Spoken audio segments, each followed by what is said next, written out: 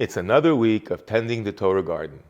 The book of Bereshis is all about building, and this week's building block is maintenance. They tell the story of the arrogant college graduate who joined his father's successful business and kept trying to introduce new gimmicks to improve the already thriving company.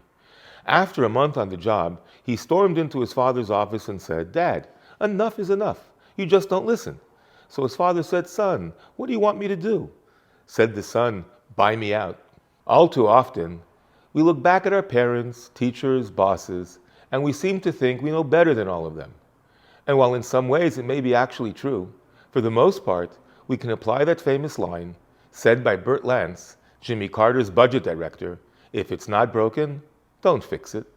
Nowhere in the Torah is this lesson more apparent than in this week's Parsha, Parshas Toldos. Avram Avinu had a dazzling career, not just spiritually, but even materially. He dug many wells that became a source of water and income for people all around Israel. After he passed, his son Yitzchak did the wise thing. He didn't innovate, he didn't try to modernize, he simply continued his father's path and maintained the family business.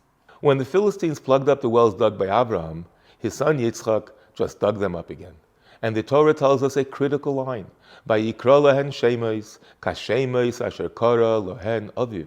He named the wells using the exact same names his father used. You would think it's time for an update. Avram ways are too old-fashioned. Maybe it's time to try something new.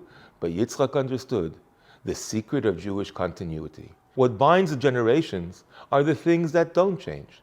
Today, here in Sherman Oaks, we wear the same tefillin, use the same type of mikvah, say the same prayers, and learn the same Torah that our ancestors did 3,000 years ago. Sure, we can and should come up with new ways to adapt the Torah to our times and make it more relevant. But adapting doesn't mean changing. And it certainly doesn't mean compromising. As Yitzchak teaches us, by staying true to our roots, we guarantee a robust Jewish future. Wishing you and yours a Shabbat Shalom u'Mevarach.